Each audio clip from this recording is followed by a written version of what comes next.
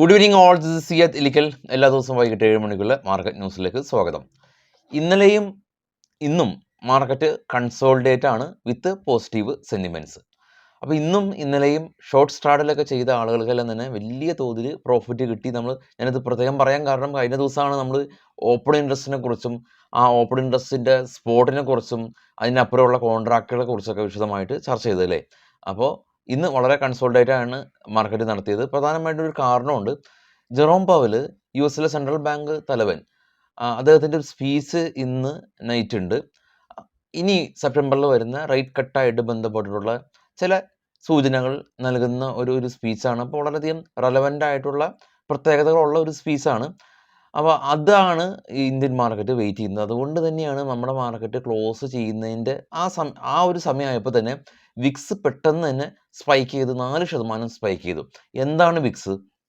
India Vicks എന്ന് പറഞ്ഞു കഴിഞ്ഞാൽ മാർക്കറ്റിലുണ്ടാകുന്ന ചാഞ്ചാട്ട സാധ്യതകളെ കാണിക്കുന്ന ഒരു ഇൻഡെക്സ് ആണ്. ഇന്ത്യ വിക്സ് നിങ്ങളൊന്ന് സെർച്ച് ചെയ്താൽ കാണാൻ സാധിക്കും. അപ്പോൾ അതിനർത്ഥം മാർക്കറ്റിൽ വലിയ തോതിൽ പാനിക്കോ അല്ലെങ്കിൽ ചാഞ്ചാട്ടോ അല്ലെങ്കിൽ അനിശ്ചിതാവസ്ഥ ഉണ്ടാകുമ്പോൾ ഈ വിക്സ് എന്ന് പറയുന്ന ഈ ഇൻഡെക്സ് വലിയ തോതിൽ മൂവ് ചെയ്യും. ജസ്റ്റ് ഒരു എക്സാമ്പിൾ, ഇലക്ഷൻ്റെ സമയത്ത് വിക്സ് 30 എത്തിയിരുന്നു. നമ്മളെ ന്യൂസ് കാണുന്ന എല്ലാ ആളുകൾക്കും അറിയാം. എങ്കിലും പുതിയ ആളുകൾ ഉണ്ടല്ലോ, അപ്പോൾ അവർക്ക് വേണ്ടിയിട്ടാണ് ഞാൻ എല്ലാ ദിവസവും ഇങ്ങനെ എക്സ്പ്ലെയിൻ ചെയ്യുന്നത്.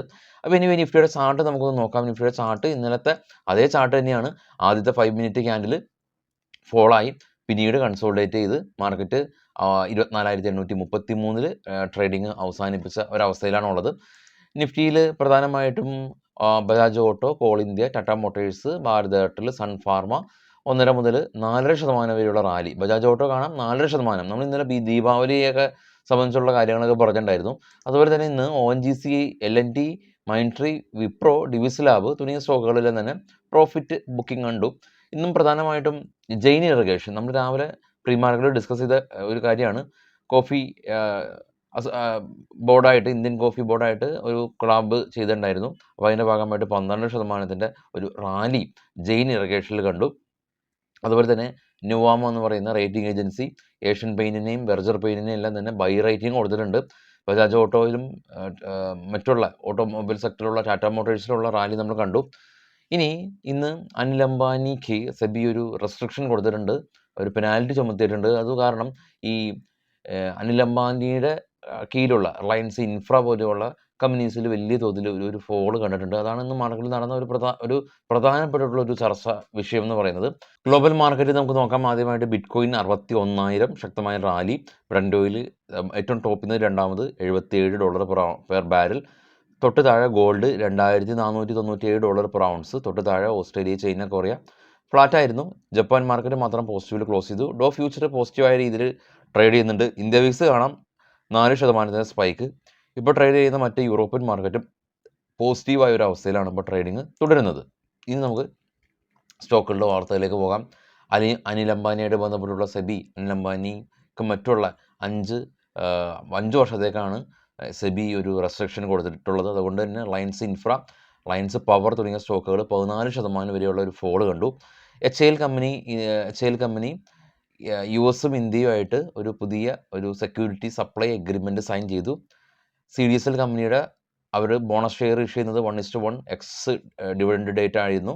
അപ്പോൾ അതുകൊണ്ട് തന്നെ CDSLനെ സംബന്ധിച്ചുള്ള ന്യൂസ് അതാണ്. JSW എനർജി കമ്പനി ഇവർ പുതിയ 300 മെഗാവാട്ട് കപ്പാസിറ്റി ഉള്ള പുതിയ സോളാർ കപ്പാസിറ്റി പ്രൊജക്റ്റ് അവർ ലോഞ്ച് ചെയ്യുകയാണെന്നുള്ള ന്യൂസ്. ബിക്കാജി ഫുഡ് കമ്പനി ഇവർ അറേബ്യ ഫുഡ്സിൽ 60 കോടി രൂപ മുടക്കി 55% സ്റ്റേക്ക് അക്യൂർ ചെയ്തു. മുത്തൂറ്റ് ഈ ഒരു ഫിനാൻഷ്യൽ ഇയറിലും 15% അസറ്റ് ഗ്രോത്ത് കാണുന്നു എന്ന് കമ്പനി പറഞ്ഞു. TVS 50 രൂപയ്ക്ക് ഹൈ ആണുള്ളത്.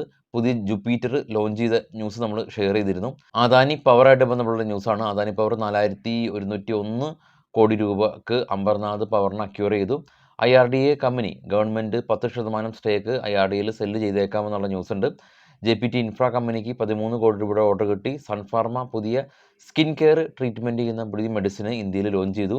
ജിൻഡാൽ സ്റ്റോൾ കമ്പനി ഇവർ സ്റ്റോക്ക് സ്പ്ലിറ്റ് ചെയ്യുകയാണ് 2:1 റേഷ്യോയിൽ. ഡീപ്പ് ഇൻഡസ്ട്രീസ് കമ്പനി 63 കോടി രൂപയുടെ ഓർഡർ കിട്ടി.